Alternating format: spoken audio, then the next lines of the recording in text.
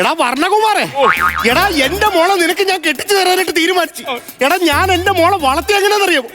താഴത്ത് വെച്ചാ ഉറുമ്പരിക്കും, തലയിൽ വെച്ചാ പേരരിക്കും എന്ന് പറഞ്ഞോണ്ടാണ് ഞാൻ എന്റെ മോളെ വളർത്തിയത്. ബാക്കിയുള്ളവരെല്ലാം കഷ്ടത്ത് വെച്ചാണ് വളർത്തണം. എല്ലാരും കുട്ടികൾ അങ്ങനെയൊക്കെ തന്നെ വളർത്തണം.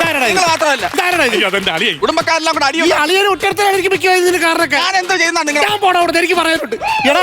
എടാ കട്ടപ്പനന്ന് എന്റെ 86 വയസ്സുള്ള മാമൻ, അദ്ദേഹം ഇവിടെ വന്ന് 450 അദ്ദേഹത്തിന്റെ ഷുഗർ. അയാളെ കാണാതെ പോയാൽ കണ്ടുപിടിക്കാൻ എളുപ്പമാണ്. അയാളുടെ പുറകെ ഉറുമ്പ് നടക്കും. ആ അദ്ദേഹത്തിന്റെ വായിൽ ആരാണ് ബോൾ ഐസ്ക്രീം അടിച്ചു കയറ്റിയത്? ആരാണ് അടിച്ചു കയറ്റിയത്? അല്ലെ വേറൊന്നുമില്ല, പല്ലില്ലാത്ത വാവച്ച് എന്നെ കടിച്ചു കഴിഞ്ഞാൽ എനിക്ക് ഇക്കിളിയാവും. അത് വേറൊന്നും കൊണ്ടല്ല, എനിക്ക് ഇക്കിളിയാവും. അതും പോട്ടെന്ന് വെക്കാം. എന്റെ മോളുടെ കല്യാണമായിട്ട് എന്റെ കൂട്ടുകാരൻ ഡിസ്ട്രിക്ട് ജഡ്ജി കല്യാണത്തിന് പങ്കെടുക്കാനായിട്ട് വന്ന് ആ ജഡ്ജിന്റെ മുതുകത്ത് ആരാണ് ഐസ്ക്രീം ബോളിൽ എറിഞ്ഞത്? അല്ല, ഞാൻ ഒരു കാര്യം ചോദിക്കട്ടെ. ഈ ജഡ്ജി എന്ന് പറയുമ്പോ നമ്മുടെ ഈ നിങ്ങളുടെ കൂട്ടത്തിൽ വന്ന കോട്ടുധാരികളില്ലേ, ഏത് കോട്ടിട്ട ആളാണ്? മജന്ത കോട്ടിട്ട് വന്ന അതാണ് ആള്. അയാളെ പോക്കറ്റിൽ നിന്ന് എത്ര ബോൾ ഐസ്ക്രീമാണ് എന്റെ മോടുത്തെന്നറിയാവോ? 48 ബോൾ ഐസ്ക്രീം. നിങ്ങൾ ഈ കല്യാണത്തോടനുബന്ധിച്ച് നിങ്ങളുടെ കുടുംബത്തിലെ ആണുങ്ങൾക്കെല്ലാം വലിയ പോക്കറ്റ് തയ്യക്കട കൊടുത്ത് അടുപ്പിച്ച ഐസ്ക്രീം പറക്കിടാൻ വേണ്ടി. അത് ആവശ്യമില്ലാത്ത വർത്താനം പറയരുത്. സുപ്രീം കോടതി ജഡ്ജി ആണെങ്കിൽ ഒരു മര്യാദ വേണം. ഇവിടെ സുഹൃത്തെ നിങ്ങൾ മനസ്സിലാക്കണം, ഇത്രയും പ്രശ്നങ്ങൾ അവിടെ നടന്നുകൊണ്ടിരുന്നത് എന്നെ അവിടെ വാരിപ്പറക്കിട്ട് അടിച്ചോണ്ടിരിക്കുവാൻ. അതിന്റെ ഇടയ്ക്ക് നിങ്ങളുടെ കൂട്ടത്തിലുള്ള ഏതോ ഒരു ഫൽഗുണം മാമനും എന്റെ ഇടയ്ക്ക് വന്നിട്ട് ആ ഇടിയുടെ ഇടയ്ക്കിന്റെ ഇടയ്ക്ക് വന്നിട്ട് ചോദിക്കുക, മോനെ മോരുകറി ഉണ്ടോ? തൈരും കൂട്ടി ഞാനൊക്കെ കൊടുത്ത്, പിന്നെ അല്ലാതെ ഐസ്ക്രീം എന്നെ അവിടെ അടിച്ചോണ്ടിരിക്കാൻ തവണ ഞാൻ മോര് കൊടുക്കാനായിട്ട്. അല്ല, നിങ്ങളുടെ അത് മാത്രമല്ല, നമ്മുടെ കുടുംബത്തോണ്ട് പ്രശ്നങ്ങൾ ഉണ്ടാക്കി. എന്തോ കുടുംബക്കാര് സാധാരണ എന്തോ തീറ്റിക്ക് നമ്മുടെ കുടുംബത്ത് മാത്രമല്ല അളിയ പ്രശ്നക്കാർ അവരുടെ കുടുംബത്തോട്. എന്റെ സുഹൃത്തെ, ഞങ്ങളുടെ തറവാട്ടുകാരെന്ന് പറഞ്ഞ അങ്ങനെ പ്രശ്നമുള്ള ആൾക്കാരല്ല. ഞങ്ങളുടെ കൊതിയൻസ് ഫാമിലി. കൊതിയൻസ് അതെങ്ങനെ നെറ്റിൽ എഴുതി വെച്ചേണ്ട, അതിന്റെ ഗുണം കാണിക്കണമല്ലോ. ചെയ്യുന്ന പരിപാടി എന്താണെന്നറിയാം? സാധാരണ നമ്മൾ പ്രഥമം എങ്ങനെയാണ് കഴിക്കുന്നത്? പ്രഥമം കഴിച്ച ശേഷം ഇങ്ങനെ നക്കും കഴിക്കും ആണല്ലോ.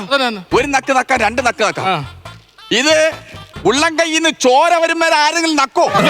അങ്ങനെ നക്കിയ കുടുംബക്കാരാണിത്. റേഷനറി മേടിക്കാൻ വേണ്ടി അവിടെ ചെന്ന് കറങ്ങാനേ പറ്റൂ. പതിപ്പിക്കണ്ടേ? പല്ല് വെച്ച് ഇങ്ങനെ കടിക്കാനേ പറ്റൂ. പല്ല് വെച്ച് എടോ ഞങ്ങൾ കൊതിയൻസ് ഫാമിലി. ഞങ്ങൾ അങ്ങനെ കൊതിയന്മാരായിട്ട് കിട്ടിയ പേരൊന്നുമല്ല.